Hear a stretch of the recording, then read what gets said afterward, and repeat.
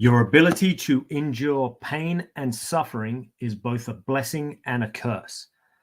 Now, I say this because, of course, on one side, it's a blessing in the respect that if you have the mental, emotional, spiritual, and physical fortitude to deal with pain and suffering, that is, of course, a good thing. And in reality, it's something we could all benefit from having, because we want to be able to deal with stressful times and chaotic times and so on, and times of deep pain and suffering.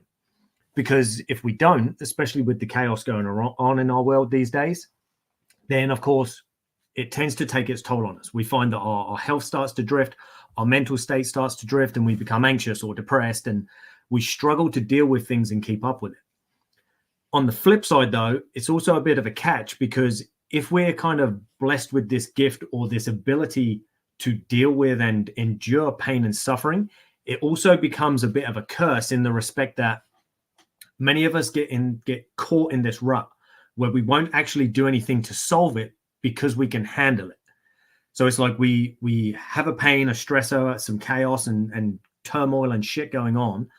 And because we can deal with it mentally, emotionally, and so on, we just let it ride out. And we kind of hope that, oh, well, sooner or later this will pass, rather than actually taking a proactive stance and doing something about it, stepping up and going, hang on a minute, I don't want to feel like this. I don't deserve to feel like this. I'm going to do something about it.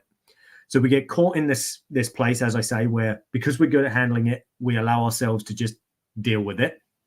Now, the catch with that is sometimes that can become the goal. And that's when we tend to get stuck in there for long, extended periods of time. And then we do reach a point where we want to get out, but now we're caught and stuck in the narratives and beliefs that we need to kind of stay there because there was some level of comfort that we were getting from being stuck in this pain and this suffering. So, for example, it might be a case of because you're constantly struggling or got things going on, people perceive you as being strong. Oh my God, wow, look, you've got all this stuff going on and you just seem to handle it so well. And we feel good about that. We feel good about the fact that people think we're doing well or we're handling it well. Oh, they think I'm strong, they think I'm tough, or whatever it might be. So again, we allow ourselves to suffer because it serves an emotional need somewhere. Oh, people think that I'm handling this well. They think that I'm tough, or, I can handle a lot on my plate and so on. So it helps to stroke the ego a bit.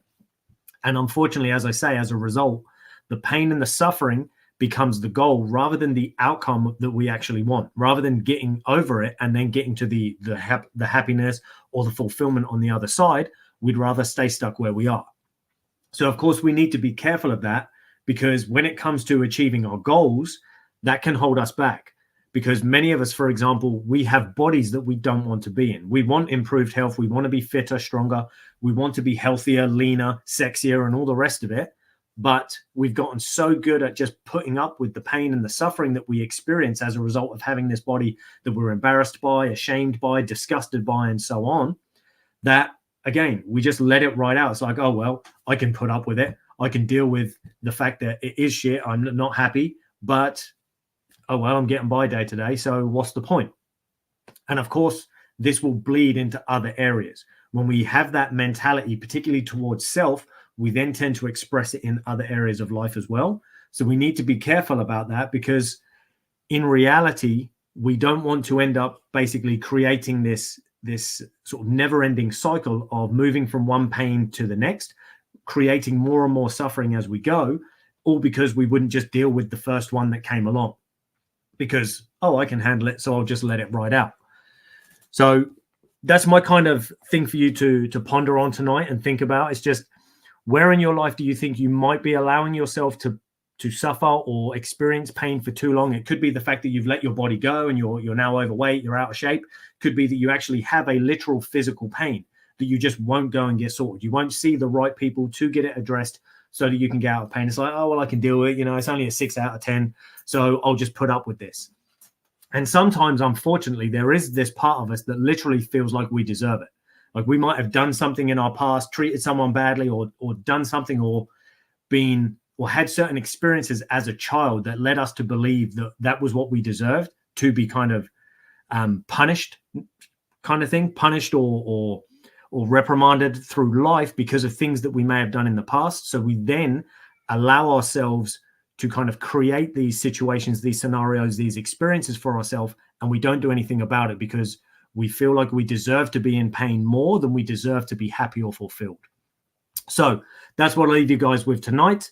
As always, any questions, drop them in the comments. And if not, I look forward to seeing you guys in my next video. And as I drop out here, just remember, let go of the pain. Don't allow your lost my words there.